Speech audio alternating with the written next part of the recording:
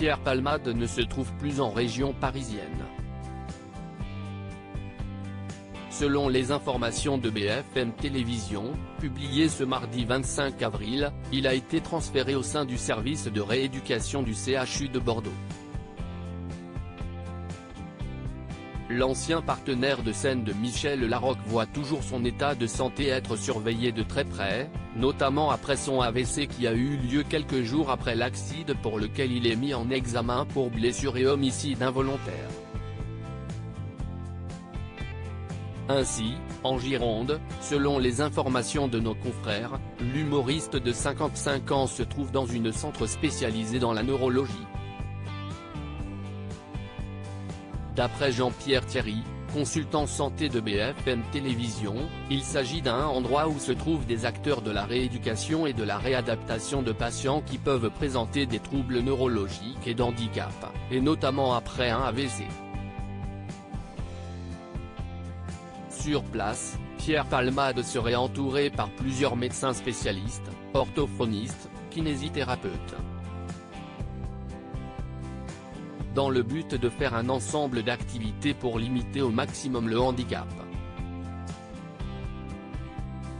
Pierre Palmade, François Cluzet, Benoît Magimel.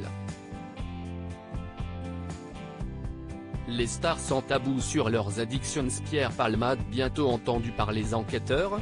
Selon les informations de nos confrères, Pierre Palmade fait toujours l'objet d'un contrôle judiciaire très strict, notamment son assignation à résidence à l'hôpital, jusqu'au 6 mai prochain.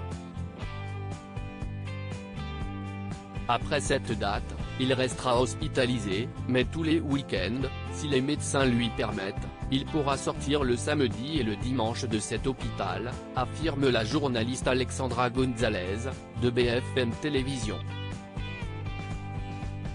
Les récentes photos parues dans Paris Match tendent à rassurer sur l'état de santé de Pierre Palmade. Vêtu d'un sweat à capuche gris, d'un jean et portant un masque sur son visage, l'humoriste de 55 ans a ainsi été photographié déambulant dans le jardin de la structure hospitalière de Villejuif, là où il se trouvait avant de rejoindre Bordeaux. Fin mars, nos confrères de France Dimanche avaient révélé que Pierre Palmade était incapable de marcher et ne parvenait à se déplacer qu'un fauteuil roulant. Si l'amélioration de son état de santé était avérée, l'ex-compagnon de Véronique Sanson pourrait notamment être entendu par les enquêteurs sur la cocaïne retrouvée à son domicile ainsi qu'au sujet des vidéos pédopornographiques. Crédit photo, Jack Tribeca.